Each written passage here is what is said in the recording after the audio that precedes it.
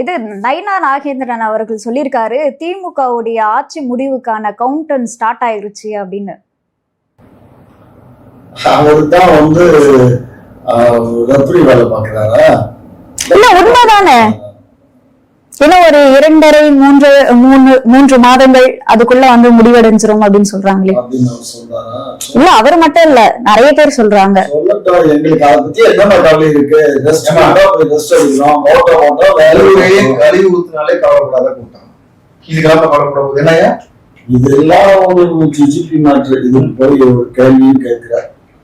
அவரே தட்டு தர மாதிரி அவர் மட்டும் சொல்லல, அவங்கள சுத்தி அடிக்கிறாங்களே, அதனால கேட்டேன். சுத்தி எல்லாருமே அடிப்பாங்க. ஏன்னா எல்லாரும் வருமானம் போகுது இல்ல, ரொம்ப இழுத்து பிடிக்குது எங்க அரசு. யாருக்கும் அங்க எங்க எல்லாம் ஒண்ணும் அதனால எங்களை இழுத்து.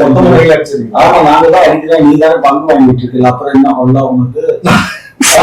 அப்புறம் உங்கள்கிட்ட பங்கு வாங்க, பங்கமா வாங்குறோம்னா பங்கு வாங்குறா